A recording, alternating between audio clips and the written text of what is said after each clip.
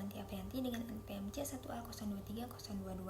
Di sini saya akan memaparkan hasil video 1 dan 2 yang saya tonton, di mana di video pertama ada pengelolaan sumber daya alam yang dapat diperbaharui, terbagi menjadi 6, yaitu yang pertama, teori pengambilan sumber daya alam secara optimal, yang kedua, pengaruh persediaan sumber daya alam, yang ketiga, ketidakpastian dalam pengambilan sumber daya alam, yang keempat, model penggunaan sumber daya alam pulih secara optimal, yang kelima, kepemilikan bersama, dan yang keenam, pencemaran.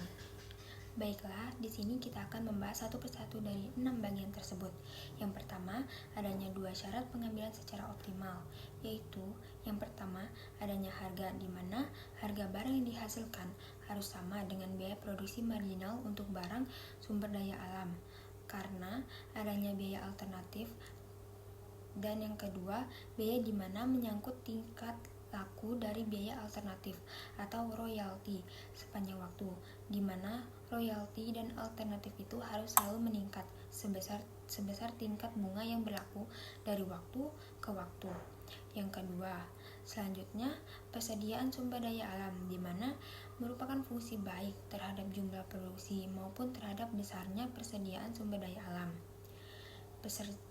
Persediaan sumber daya alam ini dapat berpengaruh positif, yaitu jika persediaan naik, maka biaya produksi juga akan naik, sedangkan netral tidak memiliki pengaruh antara persediaan dengan biaya produksi, dan negatif, apabila persediaannya naik, maka biaya produksinya akan turun.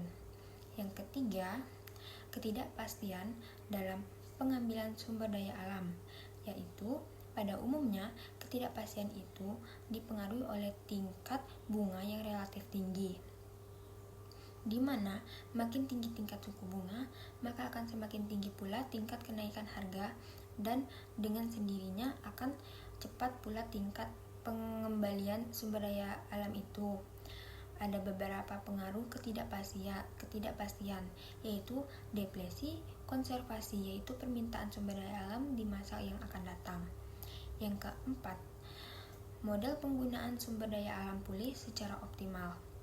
Adapun konsepnya, yaitu konsep MSY atau Maximum Sustainable Yield, di mana konsep ini menganggap bahwa setiap tingkat populasi tertentu yang rendah atau surplus produksi terjadi dapat dipanen selamanya tanpa mengurangi jumlah persediaan tersebut.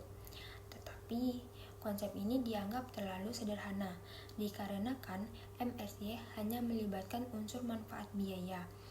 Eksploitasinya ada.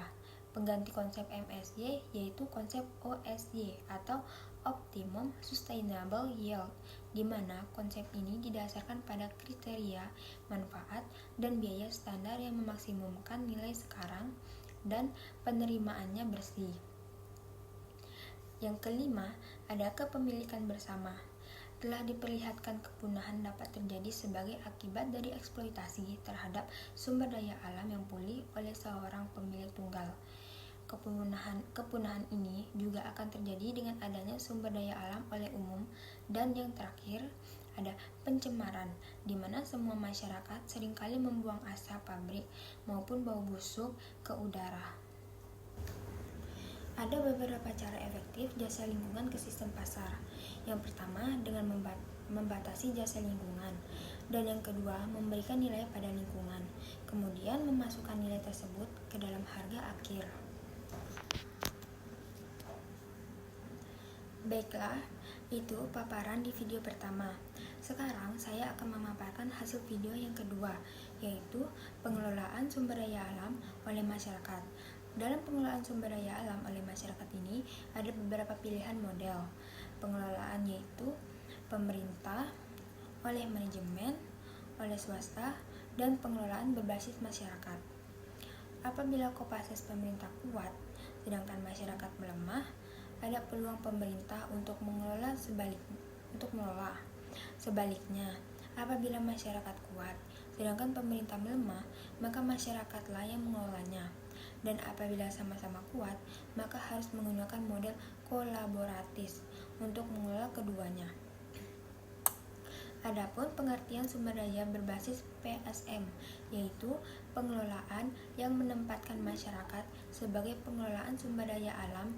Pentingnya PSM ini yaitu masyarakat sebagai aktor yang mengelola sumber daya alam.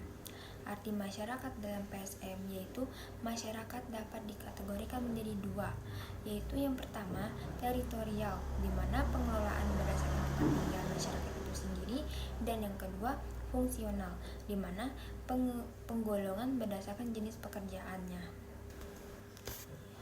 Baiklah, itulah hasil paparan dari video ke-1 dan kedua yang saya tonton. Terima kasih.